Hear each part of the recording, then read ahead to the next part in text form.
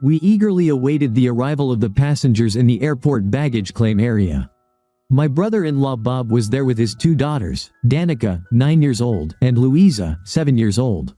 With me were my son David, 12 years old, and my daughter Sheila, 9 years old. The children were holding up a large sign that read, "Welcome home, moms." 2 weeks ago, my wife Mandy and her sister Helen went on vacation to the beaches of Belize. It's a great way to escape the cold winters of Minnesota, especially in January. Finally, the passengers started appearing at the door. The children erupted in cheers when they saw their mothers. Both women looked stunning with their beautiful tans and bright smiles. Mandy kissed David and Sheila and gave them a tight hug. Then she turned to me, and I was rewarded with a passionate kiss. I hugged her and found it hard to let go. "I missed you so much, darling." "Wait until tonight, honey," she whispered in my ear. "I'll show you how much I missed you." And that night, she certainly proved it. After 15 years of marriage, she knows a few things about me. One of those things is how much I find tan lines exciting. After the kids went to bed, we went straight to the bedroom. "Sweetheart, lie down in bed and be ready to greet me when I come out of the bathroom." In the blink of an eye, I found myself waiting in bed. A few minutes later, Mandy came out of the bathroom in a thong bikini. Mandy's most attractive feature has always been her very beautiful face, a face made for smiles. Wherever she went, she had the most beautiful face. However, she was her own worst critic when it came to her body.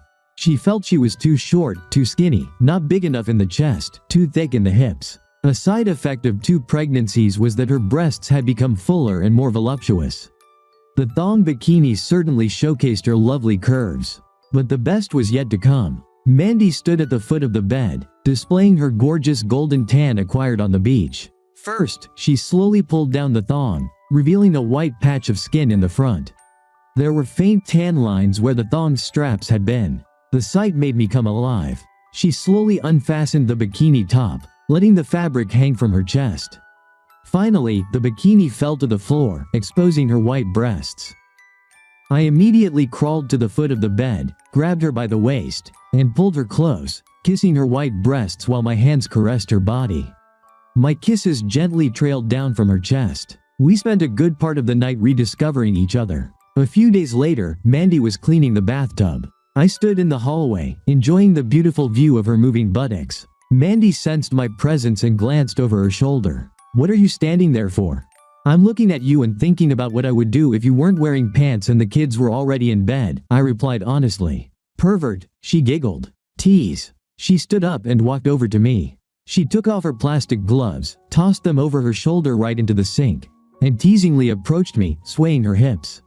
She pressed her entire body against mine, her belly against my aroused body. "This is how you can tease," she said. Normally, I would have pressed my hips to increase the contact, but I couldn't. A few seconds earlier, a feeling of fear had washed over me. I didn't know why, but there was definitely something off about the scene in front of me. For the life of me, I couldn't figure out what it was. Mandy got tired of me not responding to her teasing. "Just like all men. All talk and no action," she said, giving one last hip thrust. She turned and grabbed the gloves from the sink. I might as well finish cleaning the bathroom. It was then that I realized what small detail had struck my subconscious. I turned pale, turned around, and left. "I'm going to the garage," I muttered, not caring if Mandy heard me or not. In the garage, I sat on the workbench, lost in my thoughts. I had a bad feeling about what I had just discovered. Had Mandy cheated on me while she was in Belize? One thing I was sure of. If Mandy tried even a little, she wouldn't have any trouble finding a man willing to sleep with her. And what I saw made sense only if she had indeed tried that during her vacation with her sister. What would I do if I found out she had cheated on me? The answer was obvious. I would leave her without hesitation. It would hurt. Well, it already hurt. But it would be even worse because of our 2 kids. Why did she do this to me, to us? Was I such a bad husband? These questions kept swirling in my mind for the rest of the evening. But although I had a very strong feeling that she had cheated on me, I had absolutely no evidence that she actually did. So how can I find out for sure? The affair, if it happened, occurred 3,000 miles away in another country. I can't confront her because she will simply deny it. Could I confront her sister? I toyed with this idea for a while, but the 2 sisters have always been equally stubborn. I've known them all my life. If one cheats, the other would too. I needed to talk to Bob about my suspicions. Sometime later, I heard Mandy calling me, and I returned home. "What have you been doing in the garage all this time?" Mandy asked. "Over 2 hours. You'll catch a cold." "Oh, just tidying up a bit," I said simply. Then an idea struck me. I didn't want to sleep with her. Anyway, I already caught a cold. It hit me this morning. I think I'll sleep on the couch for a few days. I could see that Mandy didn't like this idea very much. "Alright, I'll make you some herbal tea before you go to bed. Chamomile should help," she said. After Mandy went to bed, I was left alone with my thoughts. My mind jumped erratically from one idea to another. Why did she do it? What can I do? Should I talk to Bob to find out if Helen cheated? At some point, I realized there was a sure way to find out if Mandy had been unfaithful. She was addicted to staying in touch with all her friends and acquaintances. On social media, Mandy had at least 600 or 700 friends. In her address book, there were even more. If she had connected with someone in Belize, I was sure she exchanged contact information so they could keep in touch. However, I didn't know if she would use her current email account since we knew each other's passwords. Eventually, I fell asleep as a plan started to form. The next day, I was very tired and had trouble concentrating at work. I arranged to meet with a divorce lawyer the following day, Friday. Then I called Bob and asked him to meet me for lunch. He was surprised but agreed. I told him about my discovery. At first, he laughed at me, but soon I convinced him that it was serious. He promised to try to find out if Helen had been unfaithful. Claiming a severe case of the flu, I left the office early and returned home at 3 p.m. I immediately installed a keylogging program on our home computer. A week passed before I discovered the truth. Mandy had logged into a different email account. Her password consisted of our children's names and ages. Just a few days after returning from Belize, she was communicating daily with Brad. The emails were explicit from both Mandy and Helen. Helen had also slept with a guy named Steve. I forwarded all the emails sent and received by Mandy to myself and then erased all traces of my monitoring. From my email account, I sent several of these emails to Bob. I found out that they had been having sex almost from the first day in Belize, and they even swapped partners a few times. They were already talking about meeting again next month in Chicago. The girls would pretend to go shopping, while the two guys, longtime friends, would pretend to go watch the Chicago Blackhawks. A quick search on Mandy's and Helen's social media pages revealed two recent friends, Brad Simmons and Steve Reiner, both from Illinois. Both were married. "I've got you now, guys." I had a difficult task ahead. Bob denied that Helen and Mandy were cheating. He kept my suspicions a secret but never truly believed that his loving wife would be unfaithful. I understood his position. Looking at Mandy's behavior with me and the kids, it was hard to believe she was planning to break up our marriage. She seemed so loving and caring that sometimes I even believed I was wrong. This certainly helped, as I had to resume regular sex with her. I called Bob at work. "Hey, Bob, it's Jack," I said. "Can you access your personal email account from work?" "Sure. Did you send me something?" "Yes. Read all the emails and call me back." I waited for half an hour before he called back. "Damn it, that witch," Bob yelled over the phone. "Tonight, I'm throwing her out on the street. Damn it, I love that woman. I would have done anything for her." "Calm down, Bob," I urged him. "I have a plan and I need your help. We can't let them know we know." "I can't. I just can't. I need to hurt her badly," Bob said. "We will, Bob, we will. I promise you that. But for now, pull yourself together. Call home and leave a message that you're working late tonight. We'll meet at the Old Town Pub and I'll tell you about my plans." Later that evening, Bob and I had our first strategy meeting. "Bob, what could really hurt our wives? Besides a kick in the ass?" "Besides any form of violence," I said. Bob didn't respond to my question. "Shame. I want to shame them in front of their loved ones. You know how our father-in-law, Tom, adores his two girls," I said to Bob. Bob agreed. It was a well-known fact. "But you also know what he hates most in life, even more than the tax authorities." A knowing smile appeared on Bob's face. "Cheating wives," Bob said. Tom's ex-wife, Mandy and Helen's mother, had cheated on him throughout their marriage, as he later found out. After the divorce, she got custody of the two girls, the house, generous alimony and child support, and a large part of his company. He had to borrow a lot of money to buy her share of the business. It took years to get his company back on solid financial footing. Now he had sold the business and was living well, but alone. He often visited his daughters and grandchildren. I explained my plan. We just had to act like loving husbands for 2 more weeks. Do as I do, Bob, I explained. Catch a few colds and work late a lot. You'll be too sick or too tired to perform in bed. Have sex with her once a week for appearance's sake, and soon we'll be free of them. Of course, that evening I returned very late. Mandy was already in bed, and I just pretended to have a terrible headache. I thought a bit about the revenge plan but soon fell asleep. I was already aware of the upcoming shopping trip when Mandy announced that she and Helen had planned a shopping trip to Chicago. I told her it was a great idea. She planned to stay at a downtown hotel. To show my love and support, I even booked the room myself using our joint credit card. The room was reserved for Mr. and Mrs. Johnston, with double occupancy, as Helen and Mandy were supposed to share the room. The girls were ecstatic. Bob also offered to pay for a room. This room was reserved for Mr. and Mrs. DeRocher, with double occupancy since Helen and Mandy were supposed to share this room as well. Bob and I arranged it so that each of them thought we were booking just one room. Though we knew the girls were not going to share a room, we had no idea that their lovers would be there. The girls planned to take Friday off, fly to Chicago in the morning, and return on a late flight from Chicago on Sunday. The following week, I spoke with Tom Raines, Mandy's father. I told him I wanted to surprise the girls by bringing the kids and him to Chicago for a family gathering, as the trip was just 2 weeks after our 15th wedding anniversary. Tom thought it was a great idea. I asked Tom if he could book 3 rooms. He thought it would be a big surprise.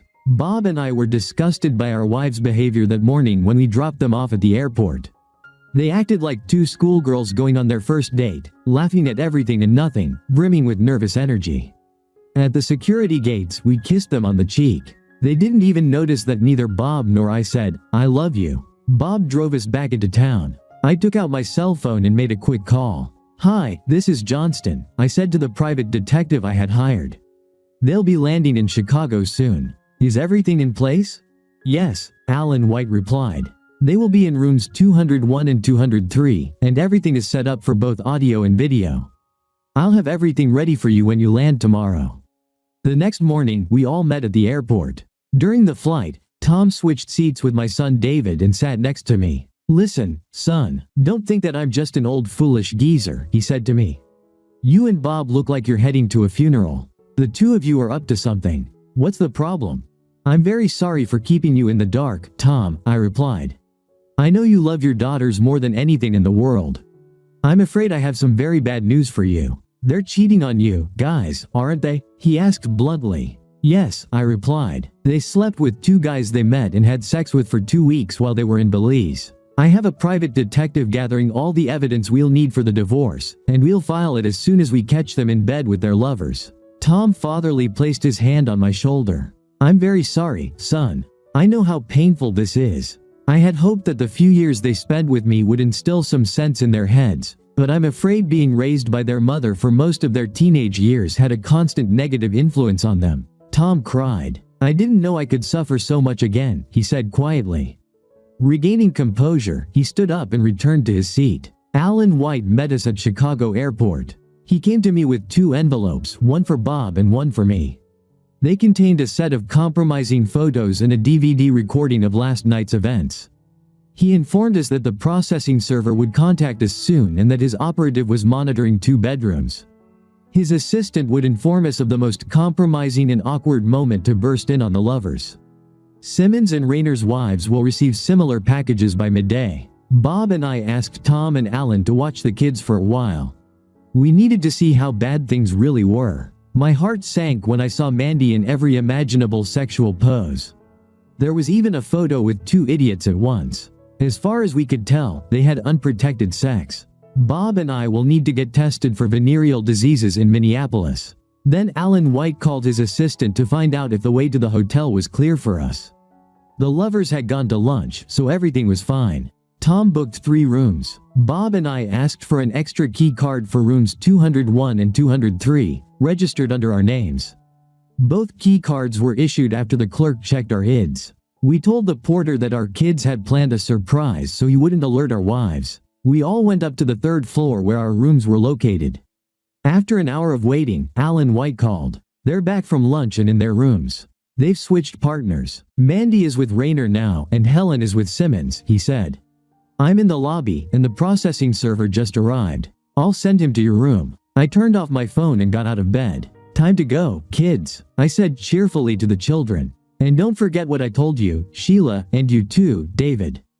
Grandpa and I will enter the room first, and when I give you the signal, you shout, "Surprise, Mom." Got it?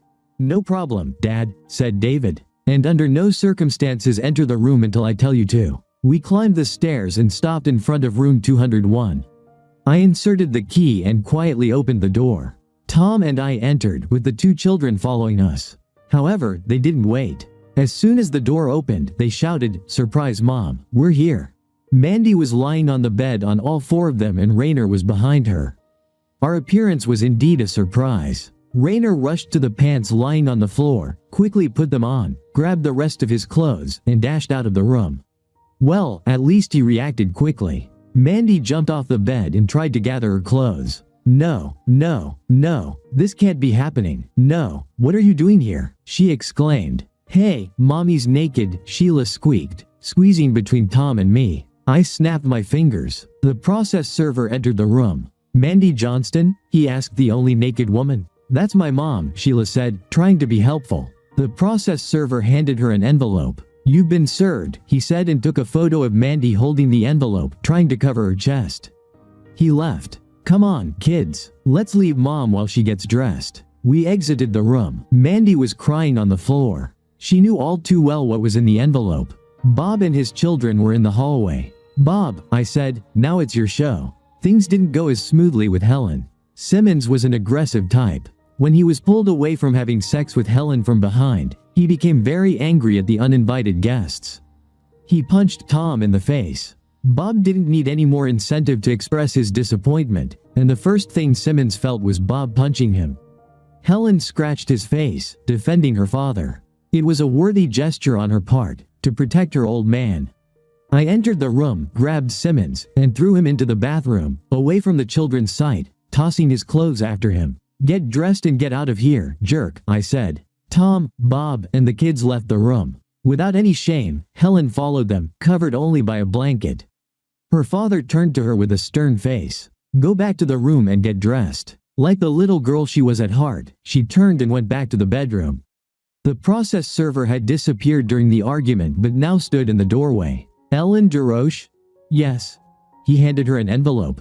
You've been served. We all went back upstairs. The initial plan was to spend the night there and have one last talk with our wives. But I wasn't in the mood to be in the same room with Mandy. I grabbed our luggage and told the kids we were going home. Tom said he wanted to stay. He had a lot to say to his daughters. Bob and his kids returned with us to Minneapolis. 4 months later, despite Mandy's numerous pleas for forgiveness, the judge reviewed our case and granted an uncontested divorce. It took a lot of effort for Tom to convince Mandy to sign the divorce papers. The house was mine since I had inherited it from my parents before I met Mandy. I also got primary custody of the children, but I didn't ask for any money from Mandy. Tom made sure they were well taken care of. Our other assets were divided equally, and I received a generous gift from Tom the following Christmas to help me get back on my feet financially. As he explained to me, it was from Mandy's future inheritance anyway. Bob's divorce went similarly, except their house was jointly owned. However, shortly after the divorce, Bob and Helen started dating again, and I'm almost certain they will eventually get back together. What a pity. As for Mandy and me, there's not the slightest chance I'll ever take her back. I kind of believed her when she said she deeply regretted what she did. I also believe she still loves me. My problem is that her betrayal completely crushed my love for her and left it in the dust of her infidelity on the beaches of Belize. I could no longer love her. For the sake of the children, we are very polite to each other, but that's all I will ever offer. One day, while she was waiting for the kids to get ready to go with her, she asked me, Jack, I'm curious. How did you even find out about the foolish thing I did in Belize? It's my love for tan lines, I replied. I don't understand. I was in a bikini the whole time. We never went to a nude beach or anything like that. Think about it, Mandy. What did you do every time you cleaned the bathroom with all the necessary chemicals? I gathered everything I needed, put on plastic gloves, and rolled up my sleeves, she said. You forgot one thing you always did first, I said. You took off your rings, your engagement ring and your wedding band. You didn't have a tan line on your finger. Thank you for being with us and listening until the end. If you found it interesting, please subscribe, give us a like, and leave your comments.